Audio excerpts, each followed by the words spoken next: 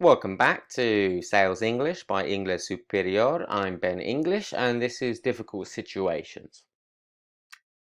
Okay, so what happens? Sometimes you might have somebody with a disability, okay?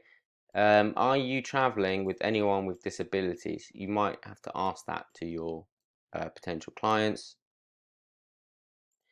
Uh, why? Because obviously people with disabilities have certain special requirements. If the person in front of you is disabled, then make sure you talk directly to the person. Avoid staring at them, okay, and making them feel uncomfortable. Focus on the person's abilities and not the disabilities, okay? So you've got to be sensitive about these things, obviously. Don't ignore them as if they were some sort of animal or something, and speak to them directly if it's possible. Don't stare at them because that makes people feel awkward and just makes them feel uncomfortable, and that's not the purpose of their trip. The purpose of their trip is to have a great experience. And remember, we talked about customer experience and how important that is. And if you can, focus on the person's abilities, yes, and not on the abilities. So, are you able to walk? Are you able to climb? That kind of thing. Not, will you be stuck in a wheelchair, sort of thing. Yeah. So, disabilities are a tough one. There's also trouble communicating. Obviously, if the client doesn't speak Spanish or English or one of the languages you speak, then you might have some problems communicating quite naturally. So obviously it helps to ask, do you speak English? And if not, then that's okay, fine. Your best bet is to use gestures. So pointing helps a lot.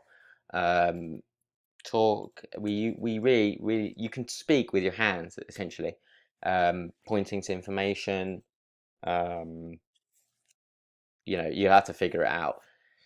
Don't make them feel like they should know English or Spanish. Yeah, you're not like that. Oh, what? You don't know English? Oh, that's your problem, mate. No, you're gonna try and solve it and give the information anyway. Like I said, using images and gestures. So using your flyer or the information you already have, you would just be like pointing things out and be like, okay, and maybe some thumbs up, thumbs down, that kind of thing to at least get some basic communication. These days as well, you've got online translators, so you could always use Google or seek someone who speaks their language. No, you could maybe your manager, supervisor speaks their language. Maybe somebody else in the office speaks the language. So try and find that person. If not, these days online translators are actually free, basically, and relatively cheap. So it could be worth your while to use those. And remember, even if you've got trouble communicating, yeah, be light-hearted, smile, be friendly, be warm, be open. Okay, and you should be able to still make a sale. With dangerous or aggressive people, remain calm. Okay, don't confront the person, don't insult them either. That's not going to make them any happier. Try to change the person's mood, so try to relax them. And if it really gets bad, get the manager, and they should be able to deal with it. Okay, guys, that's a short one for today. I'll see you in the next one. Well done.